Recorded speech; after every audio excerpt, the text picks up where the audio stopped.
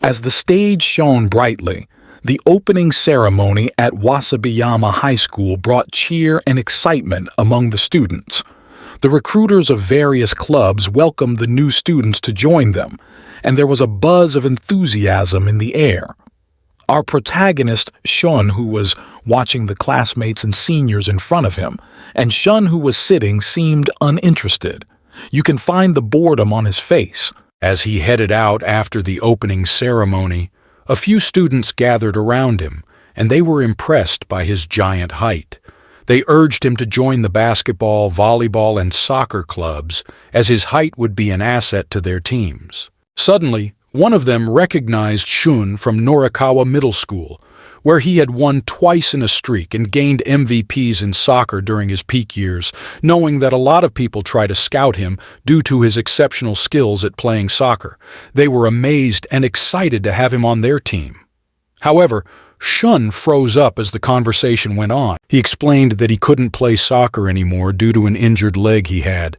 Nevertheless, Shun leaves as he finds it tiring. Knowing that various people have the same impression as ever, he experienced it in the past, over and over again until now. Voicing his thoughts aloud, not realizing that Naoki, the girl with the short bob-cut hair, was within earshot.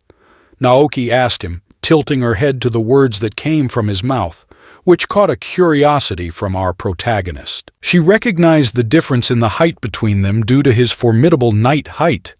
He explained that there were no suitable clubs for him considering his injured leg. She handed him an application paper club that was fit for him. Naoki convinces him to a particular club, the Hyper Going Home Club. Shun stared at the paper in his hand and asked her what the purpose of the club was. Naoki announced that they could go home. He couldn't comprehend the situation he was in, knowing that it was strange for her to consider going back home as a club. Suddenly, a random Goku-sensei appeared and shouted. Sensei told her that the club was invalid, knowing she would only waste some space on the announcement board. Shun stared at something on the paper, showing a creepy monster drawing or perhaps a sticker bug, and he found out that it wasn't an official club. Naoki approached Sensei that she spent so much time doing the application paper. However, Goku-sensei scolded her that the Going Home Club wasn't counted as a club, and he tore the application paper. Naoki tilted her head to Shun, saying that she would wait in front of the gate after school. As Naoki left, the Goku-sensei told her to not run to the hallway, but as soon as she heard the sensei, the pace of her running became as slow as a turtle. Considering its speed, Shun was standing confused about why she would be waiting after class, knowing it has no purpose since the Going Home Club is not an official club. Shun asked the sensei to the personality about the girl that he met a while ago, knowing the situation he was in was weird. Sensei explained to him about the girl. Her name was Naoki Sato from Class 2B. Some classmates called her Choki-chan, meaning that she wanted to go home as much as possible. She started packing up before the lesson was over and leaving the classroom before the bell rang. Her behavior was like a third-grade schooler. She announced herself as a member of the Hyper Going Home Club. Shun finds it strange that the high school is a blend of weird personas. As everyone was going home, Naoki was standing at the side of the wall at the gate. Shun stood with an expressionless face as she saw him with excitement like a child who was given candy. She was excited that he had come, but Shun explained to her that wasn't the case. He couldn't go home without a pass through the gate. Even though Shun refused Naoki, she turned the tables saying that he was the first person who came there. As Naoki smirked, she planned to go home together with Shun. He finds it weird that Naoki leads the way in the left direction. Shun responded that the right direction is the way since the train station is there. She wants Shun to come with her. As they walked, Shun was on his mind, knowing it was not bad to go further. Naoki glanced at the branch of the tree. As she held it, looking brightly, it represented a great sword. Shun stood behind her with a bewildered expression, asking if it was a sword, and indeed it was a sword for her, knowing it was just a wooden branch stick that had just fallen off the tree. Naoki wanted to show something to him, and told him that it would be added to one of her collections. A bunch of piled-up sticks, a plank wood, and some stones were in front of them. Shun recognized it as dump trash, but didn't know that it contained some precious items of Naoki, which were her arsenal. He asks her why some sticks are compiled there, knowing the sticks represent a sword for her. She announces that the longer and sturdier the stick, the stronger the sword is. Naoki explains to Shun the wooden plank and stone, as if they were like a kid playing with each other. The wooden plank represents a rare item during her journey after the typhoon, and the tough-looking stone looks fossil to her. Naoki decided to bring a stick, which is her sword for their journey. Shun points to something on the crisscross fence, a warning sign from Naoki that she leaves some items in unrestricted areas without permission. The student council gives her a month to clean her arsenal. He points out her last name on the sign. However, Naoki denied it, knowing that there are over 2 million same Satu as her, including Shun. She was unaware that she was playing dumb against herself and Shun. The members of the student council heard something in Naomi's voice. Since the student council will take action due to her problematic arsenals, she called Shun to hide from the student council members. They were hiding somewhere near the trees. The members of the council didn't find Naoki, but in the end, knowing that she hasn't cleaned up her arsenals yet, Shun wondered why he was included in the hiding. Naoki was hiding against hunters, advising Shun, who was beside her, that he should avoid being seen by council members. He responded that he was not on her side either. Naoki took a glance in her front side, checking if they had left. As she takes a glance, Naoki finds something on his feet, an old faded handbook as the leaves are falling. She realized that she found something good in her journey with Shun, knowing that the student ID was not there as she flipped the pages and found the movie ticket stub. It was named The Love Letter of the Sakura.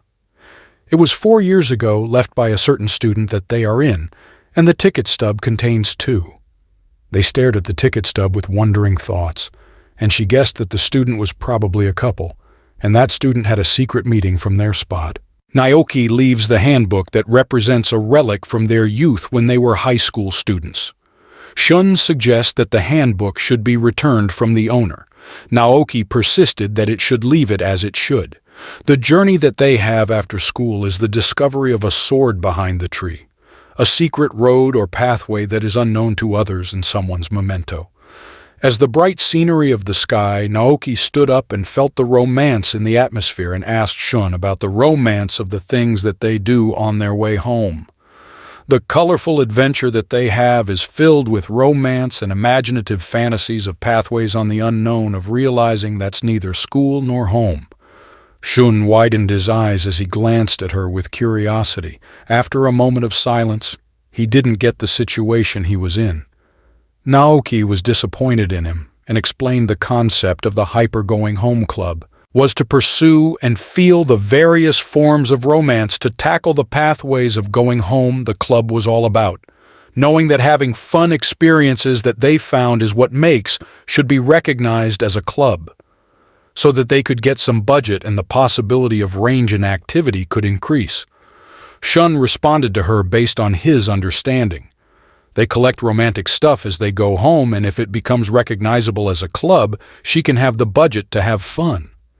Naoki suddenly averted his eyes, and her face was sweating saying that, and denied they were all necessary expenses from the journey, knowing that the club is still unrecognized. Shun suggests that the club name should be changed so that more students join, suggesting it as a romance club instead, Hyper Going Home Club. However, Naoki responded with a frown expression to the word hyper due to the cooler name for her and sounds firm, and Shun finds it lame. As they are walking, Shun couldn't help but follow Naoki, who's leading the way, realizing what's wrong with her personality, knowing it is the same as the primigrade schooler, noticing the behavior she takes. And in the end, it's just going home. As Naoki lead the way, Shun finds it. A little tragedy goes along with the girl that he had met a while ago, and even though the meaning of her nickname, Choki-chan, means straight home, how it doesn't seem that they are going home after all. As they traveled, there was a pathway of grass that seemed a little suspicious from Shun's perspective.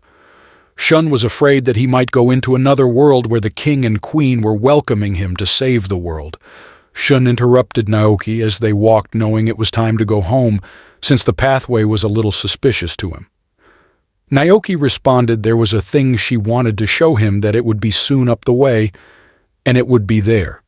Step by step, Shun found it scary, knowing he naively followed her without thinking, and called out that it was enough to stop. However, as the light began to appear as they walked, a beautiful scenery guided by the light as the leaves fall from the tree carried by the wind. The sunset was brighter, and Shun widened his eyes as he muttered, "It's really beautiful." Knowing that Naoki wants to show this scenery, Naoki held the big Karen cat. The Shun was shocked due to the overwhelming fat of the cat. Naoki introduced Shun to the Karen cat, which is the boss around. The Karen cat was forming a scary expression as the Karen cat meow. Shun realized that it was from the drawing from the paper application that he had mistakenly been a bug. As they glanced at the scenery, the moment of silence was there. Shun wondered with frustration about doing nothing since he used to play soccer until it got dark, knowing that he has an injured leg. Shun asked Naoki about enjoying high school life as he glanced at the scenery holding Karen's cat. Naoki responded that it was just normal as soon as he glanced at her with guided light by the scenery. Naoki explains that waking up in the morning is hard for her, including the classes she finds boring. Everything is just plain normal for her standing in front of the bright scenery. Naoki asked the same question of the high school youth about the days of high school, knowing that he lost his hobby in sports since his leg injury. Shun responded to her that he was used to youth when he was in middle school. Naoki nodded in response. She sat down and didn't say anything, feeling sorry from Shun's perspective. As she was sitting down, she found a live, prying mantis. He snapped back and didn't pursue the thought in his mind.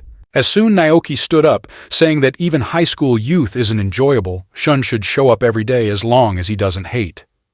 Knowing that they could go home together with an imaginative journey. Then Naoki asks what Shun's name is, and he introduces himself as Shun Satu. Naoki was surprised that they had the same last name. As the breeze of the wind flows, Shun glanced at Naoki with curiosity in his eyes. Naoki was looking forward to being with him in the hyper-going home club,